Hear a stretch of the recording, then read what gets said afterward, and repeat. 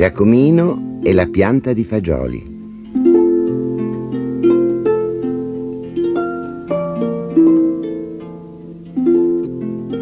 C'era una volta una povera vedova che aveva un unico figlio chiamato Giacomino. Questo figlio non era davvero di grande aiuto per sua madre, non guadagnava nemmeno un soldo e perciò erano entrambi poverissimi. Un brutto giorno la loro unica mucca diventò troppo vecchia per dare latte. «Non c'è niente da fare», disse la mamma di Giacomino, «dovremmo proprio venderla». E così Giacomino portò la mucca al mercato, promettendo alla madre di fare tutto il possibile per ricavarne un buon prezzo. Ma il viaggio era lungo e noioso e Giacomino, per passare il tempo, cominciò a fantasticare su cosa avrebbe potuto comprare se fosse diventato molto ricco. Lungo la strada incontrò un buffo ometto con un gran testone e un corpo mingherlino che gli propose di comprare la mucca. «Dammela e ti prometto che diventerai ricco», disse tirando fuori un sacchettino. Giacomino non credeva ai propri orecchi, ma quando aprì il sacchetto, invece di monete d'oro, ci trovò dentro solo 5 fagioli raggrinziti. «Sono fagioli magici», disse l'ometto. «Piantali e cresceranno fino al cielo». E prima che Giacomino potesse dire qualcosa, scomparve e la mucca con lui. Giacomino corse a casa chiedendosi cosa sarebbe accaduto quando avesse piantato i fagioli magici. «Hai fatto presto», disse la mamma quando Giacomino arrivò a casa. «Quanto hai ricavato dalla mucca?» «Ho fatto un affare fantastico», rispose lui. «Guarda un po' qui». La madre guardò dentro il sacchetto e si infuriò. «Fagioli, fagioli!» gridò. «Stupido fannullone, buona nulla! Vuoi proprio che moriamo di fame?» Giacomino cercò di far capire alla madre che si trattava di fagioli magici, ma lei non volle nemmeno ascoltarlo. Li scaraventò fuori dalla finestra, dette un sacco di botte al povero Giacomino e lo spedì a letto senza cena. Il mattino dopo Giacomino, affamato, si svegliò prestissimo. Cioè, pensò che fosse presto, perché la stanza era completamente al buio. Ma quando si alzò, vide fuori dalla finestra un'enorme pianta verde, le cui foglie giganti premevano contro le persiane. Allora i fagioli erano davvero magici. Veloce come il lampo, Giacomino si arrampicò sulla finestra e di lì sull'enorme pianta di fagioli e cominciò subito la scalata, fermandosi solo per salutare con la mano la mamma che sbalordita lo guardava da sotto casa. Salì e salì, arrivò fino alle nuvole e oltre. Poi all'improvviso vide una lunga strada che gli si snodava davanti. Giacomino camminò per ore e proprio quando stava pensando di tornare indietro vide un grande castello. Stanco e affamato, Giacomino bussò al massiccio portone. Un'enorme donna venne ad aprire e guardò in giù verso il visitatore che accanto a lei sembrava piccolo piccolo. «Per favore, mi potrebbe dare qualcosa da mangiare?» chiese. «Sono affamato». «Vattene subito! Fra poco torna mio marito e ti mangerebbe come fa con tutti i ragazzi». Ma Giacomino continuò a insistere e alla fine lei lo fece entrare e gli diede un pezzo di pane e formaggio. Aveva quasi finito quando udì dei passi pesanti sul sentiero. «Oh, poveri noi!» esclamò la moglie del gigante. «È mio marito, presto, nasconditi nel forno!» Giacomino fece appena in tempo a ficarsi dentro il forno quando la porta della cucina si spalancò e un enorme gigante dalla zucca pelata irruppe nella stanza. Annusò l'aria e ruggì. «Ucci, ucci, sento odor di cristianucci, sia ragazzo o pur bambino, me lo mangio in un panino». «No, no, caro», gli disse la moglie con calma, «ti sbagli. Ora siediti e mangia tranquillo». Quando il gigante ebbe finito il suo pasto colossale, tirò fuori un grande scatolone pieno di sacchetti e si sedette a contare il suo denaro. Giacomino, alla vista di tanto oro, rimase senza fiato. Dopo un po' la testa del gigante cominciò a ciondolare ed egli cadde in un sonno profondo.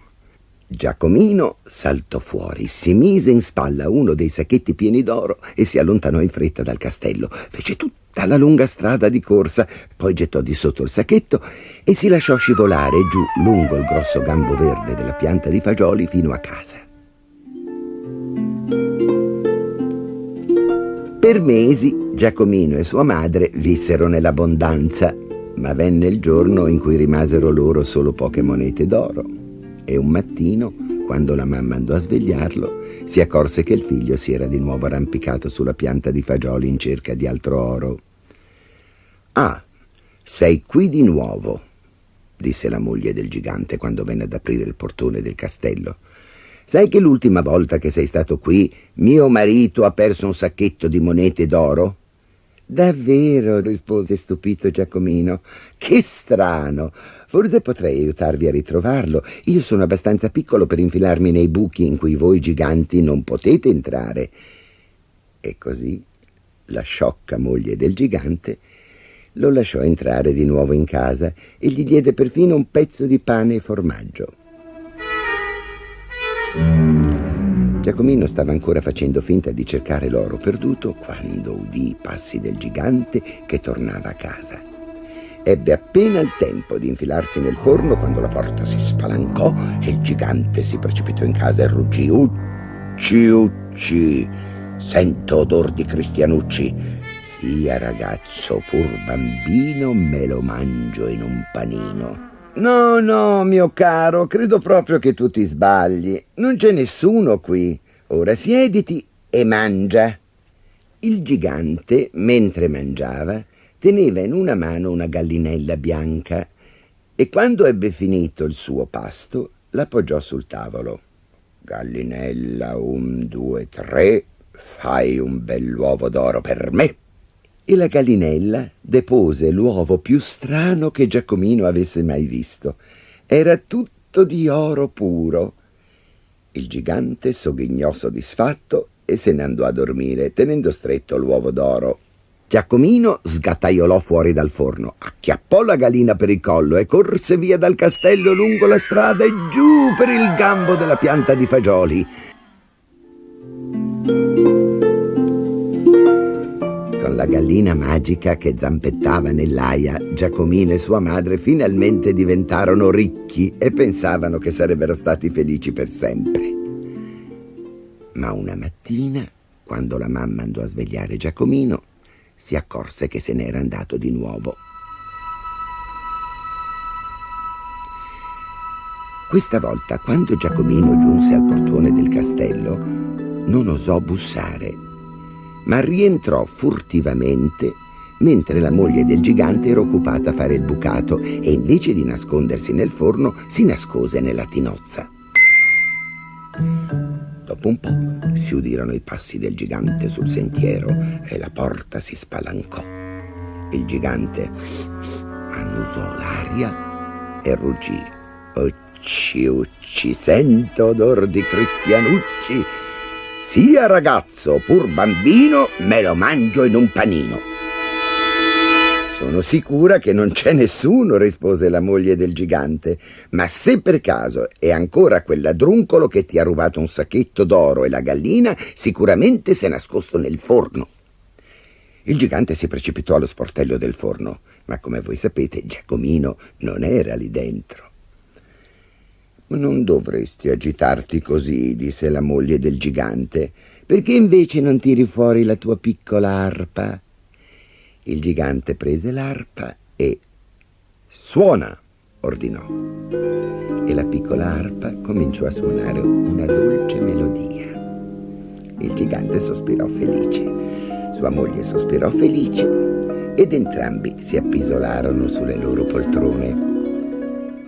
Veloce come il lampo, Giacomino saltò fuori dalla tinozza, acchiappò l'arpa e via fuori dalla porta. Ma l'arpa a un tratto si mise a gridare: «Padrone, padrone, mi rubano!» Il gigante si svegliò di soprassalto. «Cosa? Come? Ehi tu, fermati! Presto, moglie, la mia accetta!» Giacomino corse per la lunga strada con il gigante alle calcagna, mentre il frastuono di quei piedoni e la sua voce tonante gli facevano gelare il sangue. Arrivò alla pianta di fagioli pochi istanti prima del gigante.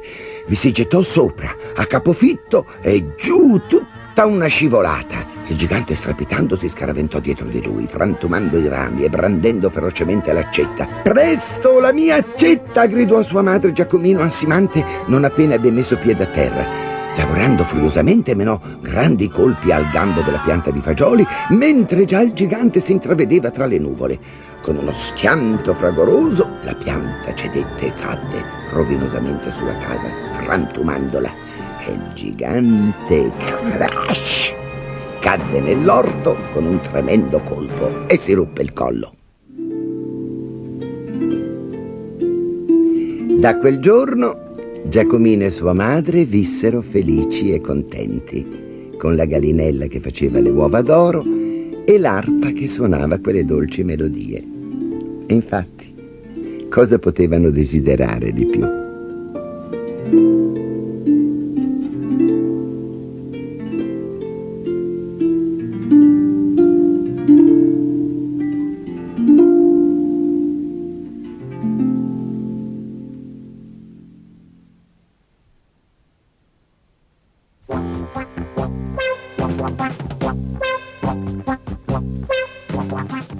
Perché la giraffa non sa parlare.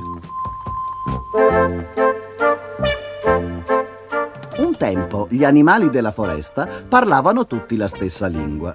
Giraffa poi, grazie al suo lungo collo, si era proclamata regina degli animali. Sovrastando tutti gli altri, camminava con la testa fra le nuvole, sostenendo lunghe conversazioni con se stessa.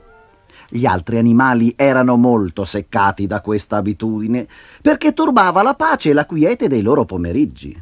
Perciò un giorno pensarono a un modo per zittire la giraffa. Leopardo si arrischiò perfino a dirle: non sei poi così perfetta, regina giraffa. Ci sono un sacco di cose che gli altri animali sanno fare e tu invece no. Per esempio? Chiese la giraffa. Per esempio non puoi correre veloce quanto me. Questa poi è grossa, piccolo gatto impertinente. Facciamo una gara e vedrai. Gli altri animali, sicuri che Leopardo avrebbe vinto, andarono tutti ad assistere. Infatti Leopardo la sorpassò subito e filò avanti, ma ad un tratto cozzò con la testa contro un albero e cadde per terra. Dopo aver vinto la corsa, Giraffa diventò ancora più vanitosa. Se ne andava in giro a testa alta, dandosi un sacco di arie e vantandosi di essere il migliore tra gli animali. Per la foresta non si sentiva altro che il suo presuntuoso chiacchiericcio. Dopo alcuni giorni gli animali si riunirono nuovamente per decidere il da farsi, ma solo Scimmia aveva un piano.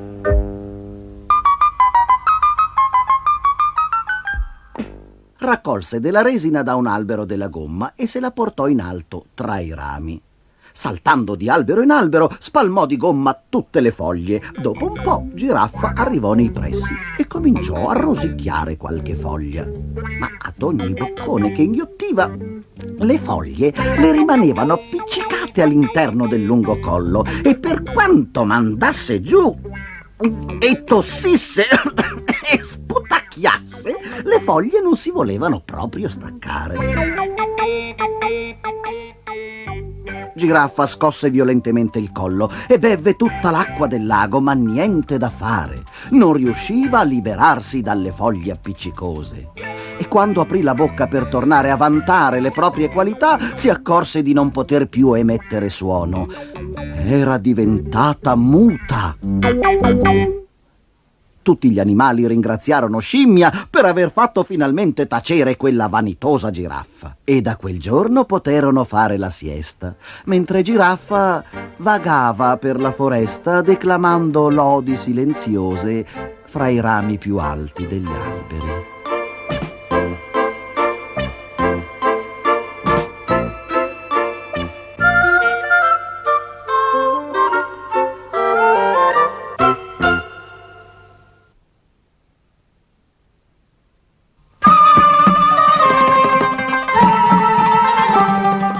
Sinbad e le isole fantastiche.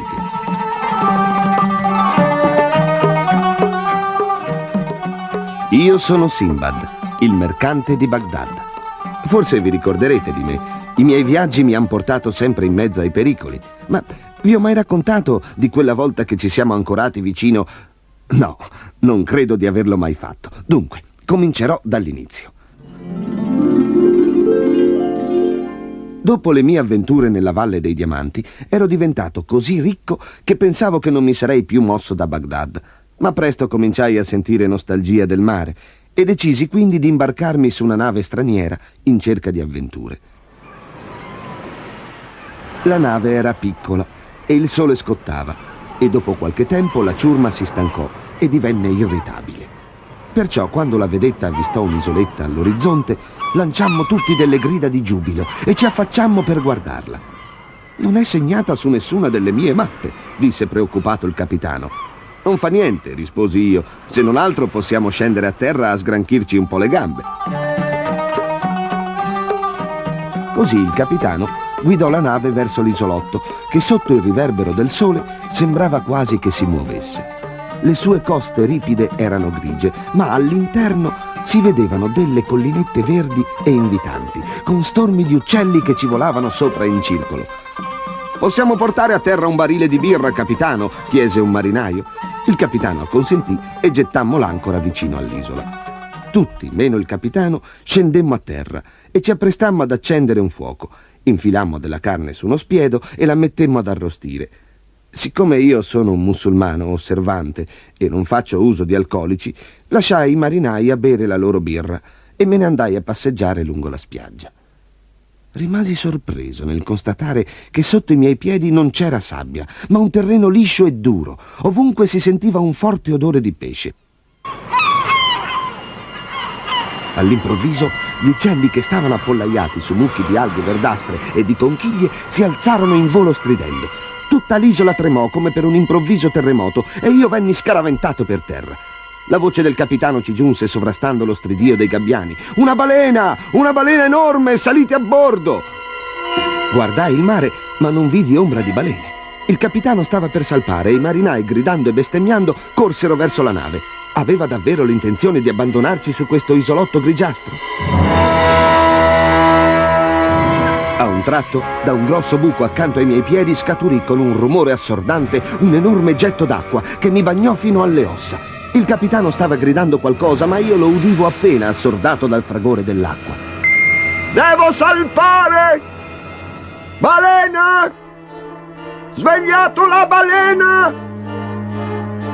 In quel terribile istante mi resi conto della verità. Non eravamo su un'isola, ma sul dorso di una gigantesca balena. Una balena che dormiva tranquillamente nel vasto oceano, lasciando che sulla sua schiena si accumulassero crostacei e alghe portate dalle correnti dei mari. Ma il fuoco acceso dai marinai le aveva bruciacchiato la schiena e la balena si era risvegliata furibonda. E proprio io, Sinbad, mi trovavo sulla sua testa mentre lei buttava fuori aria dal suo enorme sfiatatoio. Mi sentii agghiacciare quando la bestia sollevò la sua possente coda e schiaffeggiò l'acqua trasformandola in bianca schiuma. Stava per immergersi. Alcuni marinai riuscirono ad arrivare alla nave a nuoto. Altri, trascinati dalla corrente, perirono in fondo al mare. E io stavo dibattendomi nell'acqua e raccomandandomi l'anima quando vidi galleggiare vicino a me il barile di birra vuoto e mi ci aggrappai con tutte le mie forze.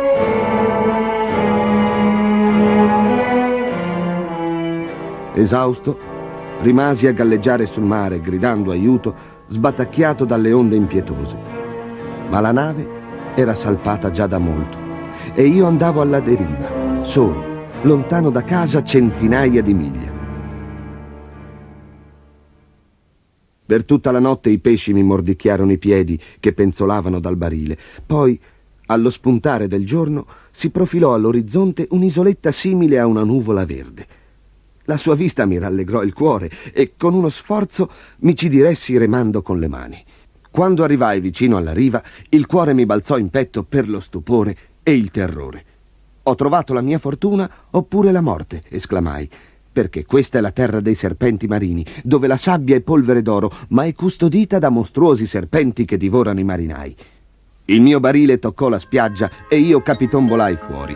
Da una cascata nascosta fra alberi e cespugli scorrevano freschi rivoletti di acqua dolce, trascinando nella corrente frutti maturi, susine, pesche e bacche profumate. Ringraziando il cielo per questo ben di Dio, calmai la mia sete e saziai la mia fame. Solo allora mi resi veramente conto delle grandi ricchezze che mi circondavano. Le dune, costituite da cumuli di polvere d'oro, ricoprivano la spiaggia da un lato all'altro. Mi costruirò una zattera, pensai, e porterò tutto quel che posso a Baghdad. Non mi ci volle molto per raccogliere abbastanza legname da costruire una piccola zattera che legai insieme con delle robuste strisce di stoffa ricavate dal mio turbante. Riempii il barile di frutta per nutrirmi durante il lungo viaggio, lo caricai sulla zattera e poi cominciai a ficcare manciate di polvere d'oro nei miei ampi pantaloni, finché non potei quasi più muovere le gambe. Fu allora che udii un sibilo acuto. Guardai in alto e vidi che le cime degli alberi vicino alla spiaggia ondeggiavano. Una grossa testa, rigida e lucida, sovrastò gli alberi più alti e un paio d'occhi scintillanti mi fissarono immobili. Poi 6, 7, 8 enormi serpenti scivolarono verso la spiaggia, facendo dardeggiare le loro lingue biforcute. Terrorizzato mi gettai sulla zattera, remando furiosamente verso il mare aperto, ma i serpenti mi seguirono oltre la riva. I loro corpi squamosi e iridescenti mi accerchiarono più e più volte. Poi le loro mascelle scattarono, sbriciolando la zattera in tanti frammenti di legno, mentre il veleno stillava dalle loro orride zanne. Disperato, vuotai il barile di frutta e mi ci rifugiai come un pulcino nell'uovo. I serpenti mordevano, sputavano e sibilavano, continuando a nuotarmi intorno mentre il barile girava come una trottola. Uno dei serpenti riuscì perfino ad addentarlo, ma era troppo largo e non riuscì a inghiottirlo. Il mostro lo risputò e si allontanò sibilando furiosamente. Uno alla volta tutti i serpenti tentarono di azzannarmi, ma non riuscirono a scalfire il barile. E così alla fine desistettero e strisciarono via sul fondo sabbioso, raggiungendo le spiagge della terra dei serpenti marini.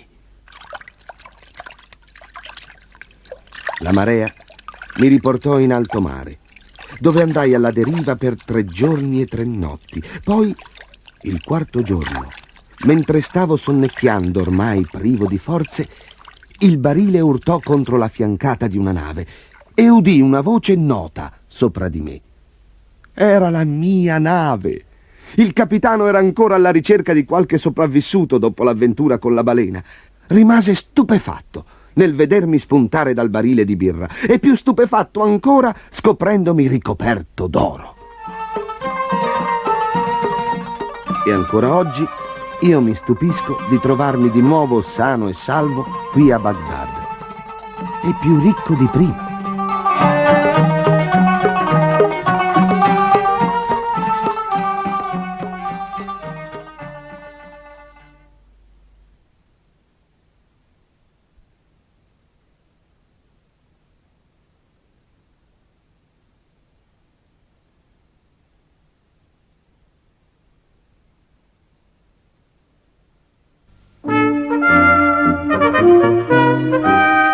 Il libro degli animali. Un bel giorno, mentre Leo stava rincorrendo il suo coniglietto, la tata lo chiamò. Leo, il primo ministro e il cancelliere sono venuti a trovarti. Leo andò in salotto, dove 2 signori molto seri lo stavano aspettando. Sire, disse il cancelliere, come sapete, siete l'erede al trono. Ora i vostri sudditi hanno raccolto denaro a sufficienza per una corona. Quindi da oggi sarete re.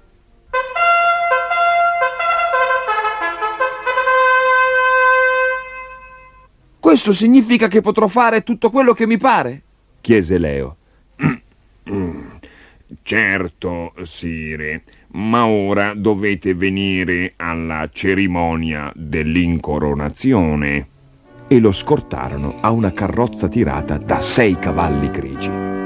Lungo la strada Leo dovette darsi un pizzicotto e pizzicò anche il coniglio, per essere sicuro di non stare sognando. Le campane suonavano a festa e la gente gridava: Evviva Leo, il nostro reuccio! Evviva il re Leo!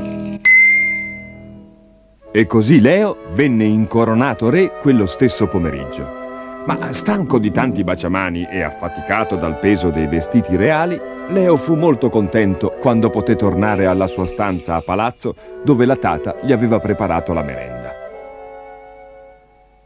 Leo fece una scorpacciata di uova, di panini e di torta di cioccolata. Ora andrò a esplorare la biblioteca reale, annunciò quando ebbe finito, e se la svignò seguito dal coniglio. In biblioteca trovò il primo ministro e il cancelliere. «Quanti libri!» esclamò Leo. «Mi piacerebbe leggerli tutti!» Vostra Maestà, disse il cancelliere, noi vi consigliamo di non leggerli. Il vecchio re era, un po' strano. Qualcuno diceva perfino che fosse un mago. «Davvero? Ma almeno uno potrò guardarlo, no?» disse ancora agguantando un enorme libro il cui titolo era Il libro degli animali. No, sire, credo davvero che sia meglio di no, replicò il cancelliere. Ma Leo aveva già aperto il libro. Nella prima pagina vide una bella farfalla, dipinta a colori così vividi che sembrava vera. «Com'è bella!»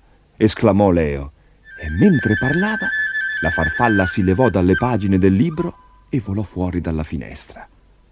Quando voltò la pagina seguente, vide un uccello dalle scintillanti piume azzurre, perfetto in ogni particolare. Mentre la stava osservando, la bella creatura spalancò le ali e volò via dalla pagina.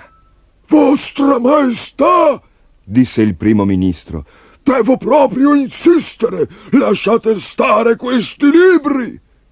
Gli tolse il libro di mano, lo chiuse bruscamente e lo collocò su uno scaffale. Al che Leo, tutto imbronciato, prese il suo coniglio e uscì dalla stanza. Tutta la notte Leo non fece altro che pensare al libro e appena spuntò l'alba chiamò la tata. «Tata, mi devi aiutare. Ho bisogno di un libro dalla biblioteca, ma è troppo in alto. Si tratta di una cosa importantissima». «Spero che tu non combini guai», gli disse seria la tata, ma andò a prendere la scala e gli portò il libro. Leo scappò in giardino e dopo aver scartabellato dove prima c'erano la farfalla e l'uccello azzurro, arrivò a una pagina dove era disegnata una grande creatura rossa accucciata vicino a una palma. Sotto il disegno c'era scritta la parola drago. D'improvviso il drago balzò fuori dal libro. Soffiando fumo dalla bocca, aprì le sue enormi ali e si librò in aria sopra gli alberi. Leo era terrificato per quel che aveva fatto.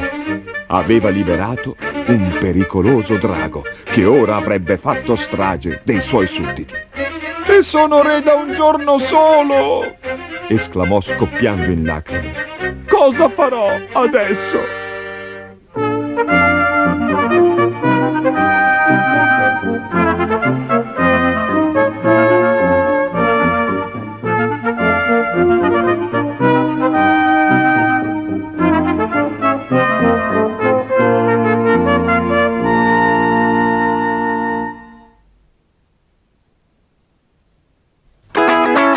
Lo scontro di zia Giovanna. Non c'era un'anima nel vicoletto, solo una strega che faceva un giretto, quando ecco un'auto sbandava impazzita e proprio zia Giovanna fu investita. Apriti cielo, la cara zietta contro l'auto scatenò la sua vendetta a colpi di borsetta e ginocchiate, perfino con un albero gliela suonate.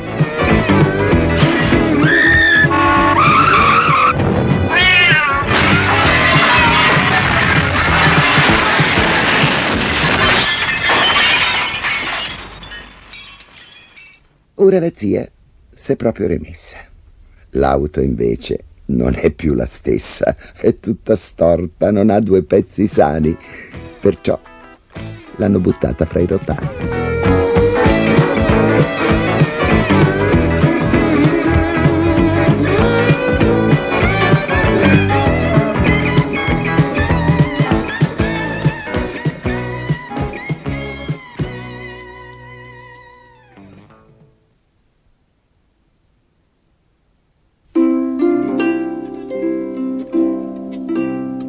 Heidi, in casa del nonno. Heidi si svegliò nella sua nuova casa con una sensazione di felicità. Sentì un fischio fuori e vide Peter, il pastorello, che veniva a prendere Cigno e Orsetta per condurle ai pascoli alti. Heidi si vestì in un lampo e corse fuori. «Ti piacerebbe andare in montagna con Peter e le capre?» le chiese il nonno. Heidi batté le mani dalla gioia. «Oh sì, grazie, nonno!» «Stai attento a Heidi!» raccomandò il vecchio a Peter, porgendogli un tovagliolo con la colazione della bambina. «E bada bene che non cada e non si faccia male!» Era una bellissima mattina. Il sole splendeva sui pendii erbosi e scintillava addirittura sui picchi coperti di neve. Heidi correva, saltava e cantava tra i fiori selvatici. Si fermava per cogliere le genziane blu, le delicate primule rosse e le fragili roselline delle rocce che metteva nel suo grembiulino. Le raccoglieva per poi spargerle sul suo lettino di fieno e farlo così assomigliare ad un prato. Peter si divertiva ad ascoltare l'allegro chiacchiericcio di Heidi, che gli faceva compagnia sulle montagne solitarie, e fu molto fiero di farle vedere tutte le cose che conosceva. Le mostrò una cavità dove 1000 bellissimi fiori di tanti colori volgevano il capino al sole. Le fece vedere dove crescevano le profumate erbe aromatiche, le insegnò i nomi delle capre e come chiamarle con un fischio. Heidi correva da una capretta all'altra parlando a tutte. A un certo punto Fiocco di Neve, la più piccola, si mise a belare con insistenza. «Perché piange?» chiese Heidi a Peter. «La sua mamma è appena stata venduta in città, si sentirà sola, poverina». «Oh, povera Fiocco di Neve», disse Heidi abbracciando la capretta. «Verrò a trovarti ogni giorno e parlerò con te, così non ti sentirai più sola». Quando raggiunsero i pascoli alti, Peter cercò un posto riparato dove pranzare. Mangiarono pane e formaggio, bevvero il latte delle caprette e si addormentarono al tepore del sole. Uno sbattere d'ali svegliò Heidi, che si mise a strillare: «Peter! Peter, svegliati!» Il ragazzo le balzò accanto ed entrambi stettero a guardare un'aquila gigantesca che ad ali spiegate si tuffò impicchiata sulle loro teste. Poi risalì e si allontanò sempre più in alto e più lontano fino a raggiungere le vette più distanti, quelle dove la neve non si scioglieva nemmeno d'estate. Col trascorrere del pomeriggio, le montagne si accesero di un rosso intenso. «Si sono incendiate», sussurrò Heidi. «No, succede così ogni sera. È il sole che le bacia per dare loro la buonanotte». Heidi e Peter, tenendosi per mano, si accinsero al lungo viaggio di ritorno verso la baita del nonno. Quando arrivarono, lo trovarono seduto sotto gli abeti a fumare la sua pipa ricurva. Heidi gli corse incontro con Cigno e Orsetta alle calcagna. «Buonanotte, Heidi!» la salutò Peter. «Buonanotte, Peter! Buonanotte, Fiocco di Neve!» Heidi tornò tutti i giorni in montagna con Peter e le caprette, ma poi arrivò l'autunno e portò con sé un vento impetuoso che faceva gemere e incurvare gli abeti intorno alla casa del nonno. Il vento è troppo forte e non puoi più andare in montagna, le disse un giorno il nonno. Così Heidi rimase a casa ad aiutare il vecchio a fare il burro, lo yogurt e il formaggio con il latte delle capre. Peter andava da solo all'alpeggio e questo la rattristava. Anche Peter sentiva molto la sua mancanza e perfino le capre sembravano più contente quando c'era lei, che aveva una parolina o una carezza per tutte. Un mattino Peter non venne a prendere Cigno e Orsetta. A Durfli era iniziata la scuola e il ragazzo non doveva mancare alle lezioni. L'autunno lasciò il passo all'inverno e Heidi dovette rimanersene chiusa in casa perché la neve aveva preso a cadere molto fitta sulla sperduta baita di montagna. «Posso andare a trovare Peter e la sua nonna?» chiese un giorno Heidi. «Il sentiero è ostruito dalla neve», rispose il nonno, cercando di distoglierla dall'idea. «Ma io vorrei proprio andare». «Beh, io non ho voglia di portartici. La gente laggiù a Durfli non ha molta simpatia per me ed è del tutto ricambiata». Ma Heidi non si lasciò convincere così facilmente e continuò ad insistere. Alla fine, brontolando, il nonno tirò fuori a malincuore la sua vecchia slitta e una pesante coperta nella quale avvolse Heidi. La prese in braccio e se la fece sedere davanti sulla slitta. Che felicità per la bambina! La slitta scivolava veloce e Heidi lanciava gridolini di gioia. «Sembra di volare, nonno!» Egli la depositò davanti alla porta della casetta di Peter. «Tornerò alle 5. Fatti trovare in fondo al sentiero», le disse, e si incamminò verso la montagna tirandosi dietro la slitta. «Sono felice di conoscerti. Peter ci ha raccontato tante cose di te, Heidi», disse la mamma di Peter con affetto. Poi si volse a una fragile vecchietta seduta in un angolo buio. La vecchia signora tese le mani alla bambina. «Che aspetto ha Ursula?» chiese. «Ha tanti riccioli scuri e un visetto birichino», rispose la mamma. «Avvicinerò la lampada», intervenne Heidi, «così potrà vedermi da sola». Ma la nonna scosse il capo. «I miei occhi non vedono la luce già da molti anni». «Come?» gridò sconvolta Heidi fissandola. «Nemmeno la neve? Nemmeno le montagne infuocate quando il sole dà loro la buonanotte?» «No, no, bimba mia, sono sempre al buio ormai, ma non è una cosa così tremenda. Vorrei solo che Peter imparasse a leggere. Mi mancano tanto i miei vecchi libri». Heidi non poté sopportare l'idea della cecità della nonna e appoggiandole il capo in grembo scoppiò in lacrime. Fuori il vento si era levato impetuoso e le imposte sbattacchiavano rumorosamente. Quando Peter tornò a casa da scuola, il sole stava già tramontando. Per Heidi era venuta l'ora di andarsene. «Torna presto!» le gridò la nonna, mentre Heidi correva dal nonno che l'aspettava in fondo al sentiero. La bimba raccontò al nonno come fosse povera la famiglia di Peter. Il vecchio non disse niente, ma quando tornarono a trovarli, egli portò con sé i suoi utensili e si dette un gran da fare per riparare i guasti della casetta. Tutta Durfli venne a conoscenza della buona azione del vecchio e la gente si meravigliò molto di quanto egli fosse cambiato. Heidi viveva felice col nonno e cresceva forte e sana all'aria pura della montagna. Poi, un giorno, quando aveva già 7 anni, tornò la zia Dete. Aveva in testa un gran cappello con una piuma. «Sono venuta a riprendere Heidi», disse irrompendo nella stanza. Il nonno la guardò trasecolato. «Quando te l'ho portata non la volevi e così ora sono venuta a riprendermela». Heidi strinse forte la mano del nonno. Non voleva tornare in città con la zia Dete. «Mi hanno detto che non mandi Heidi a scuola», disse questa al vecchio. «Non lo sai che è contro la legge e che potresti finire in prigione?» Poi Dete si rivolse a Heidi. Ho trovato una famiglia ricca a Francoforte che ha una figlia invalida e vuole che tu vada a farle compagnia. In cambio faranno di te una signorina. Non portarmi via, zia Dete. Oh, ti prego, non portarmi via. Il nonno prese a misurare il pavimento a grandi passi e cominciarono a litigare, ma Dete era inflessibile. Discussero a lungo, entrambi fuori di sé dalla rabbia.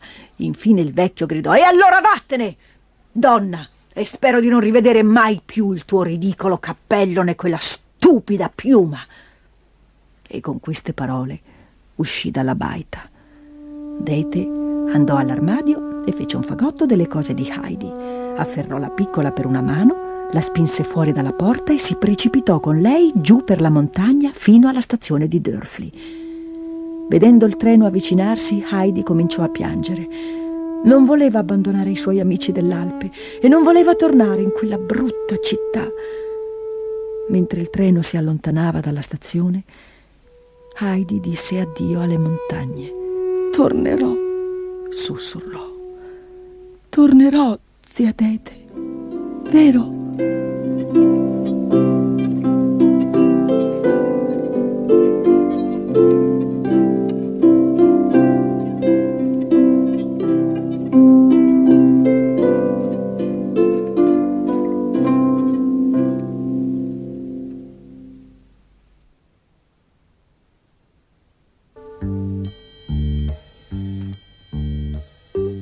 La siepe e l'albero.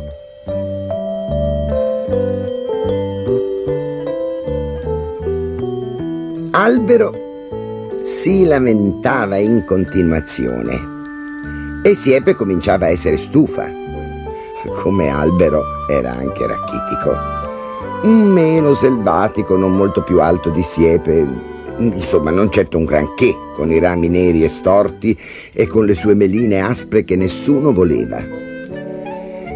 Era già primavera e Albero continuava a mugugnare. Vedrai che stasera pioverà, e quasi di sicuro anche domani, e poi si alzerà il vento, vedrai, magari mi spezzerà anche qualche ramo. Ma il vento di primavera porta il bel tempo, rispondeva Siepe. E quel che è peggio, continuava Albero senza nemmeno ascoltarla, quegli orribili uccelli cominceranno a farmi il nido addosso e a mangiarmi i germogli. Oh, sono proprio stufa dei tuoi lamenti, Albero. Se non hai niente di meglio da dire, faresti bene a stare zitto. Albero di cattivo umore continuava a guardarsi intorno in cerca di un pretesto per brontolare. Il campo si sarebbe riempito di fango, le mucche avrebbero fatto breccia nella siepe, i corvi avrebbero invaso il campo e poi sicuramente qualcuno avrebbe aperto il cancello e il campo sarebbe stato invaso dalle pecore. In maggio poi chissà quanti conigli sarebbero venuti a scocciare, ma più che altro gli avrebbero impedito di dedicarsi al suo passatempo preferito, e cioè lamentarsi.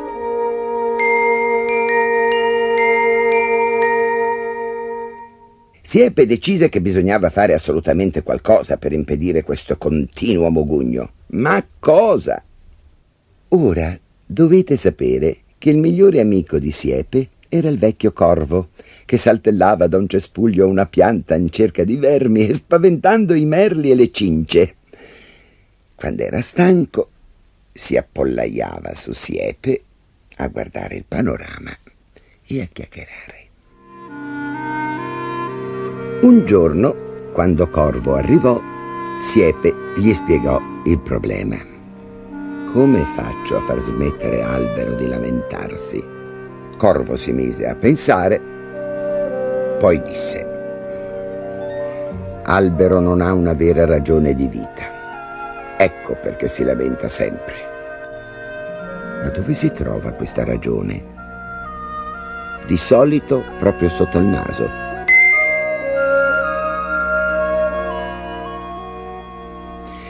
La primavera lasciò il posto all'estate e Siepe si riempì di verde, come sempre Caprifoglio le si attorcigliò alle foglie adornandola con i suoi fiori profumati.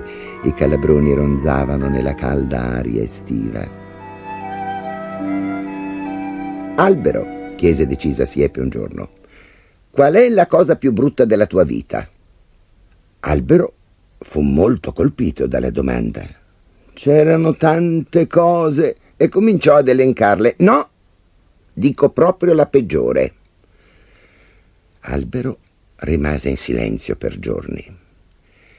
Finalmente sussurrò con voce triste: la cosa peggiore è che non piaccio a nessuno, perché sono brutto. La mia fioritura dura solo pochi giorni, le mie foglie non sono belle e le mie mele selvatiche hanno un sapore orribile. Ma a questo si può rimediare facilmente, esclamò Siepe. Potrei chiedere a Caprifoglio di crescere lungo il tuo tronco e sui tuoi rami, e così saresti ricoperto di fiori profumati e di foglie verdi per la maggior parte dell'anno. L'unica difficoltà è che... Continua, incalzò Albero con impazienza. Beh, la verità è che a Caprifoglio la cosa non interessa. Dice che ti lamenti troppo. Albero rimase in silenzio. Poi disse: se io prometto di lamentarmi di meno, potresti convincerlo a crescere sopra di me? Se tu non ti lamentassi per un anno intero, forse accetterebbe, rispose Siepe. Così, per un anno intero, Albero non si lamentò nemmeno una volta, nemmeno quando arrivò la siccità estiva, nemmeno quando piovve tutto ottobre, nemmeno quando soffiarono i venti gelidi dell'inverno. E un bel giorno della primavera seguente, Caprifoglio mise fuori un timido germoglio. Col passare dei giorni cresceva in fretta, si attorcigliò al tronco di Albero e si intrecciò ai suoi rami. In maggio, fra le sue foglie verdi, spuntarono dei boccioli bianchi, e quando il vento di giugno fece volar via i boccioli di Albero, Caprifoglio dischiuse i suoi fiori profumati, gialli e rosa, e Albero divenne il più bello tra tutti gli alberi del campo. Da quel giorno non si lamentò mai più, nemmeno una volta, mai più. Un pomeriggio d'inverno, Corvo andò da Siepe. Non ho più sentito Albero lamentarsi. Deve aver trovato una ragione di vita. Qual è? Chiedilo a lui, rispose Siepe. Corvo volò da Albero e gli chiese che ragione di vita avesse trovato. Non posso parlare ora, Corvo. Devo proteggere Caprifoglio dal vento. Ma è tutto marrone e avvizzito ora che è inverno. Forse ora sarà così, rispose Albero. Ma si appoggia a me, perché io lo protegga fino a primavera, e allora sboccerà di nuovo più folto e più bello dell'anno passato. Il vecchio Corvo e Siepe furono molto felici nel sentirlo parlare così. Albero aveva trovato la sua ragione di vita e non si sarebbe lamentato mai più.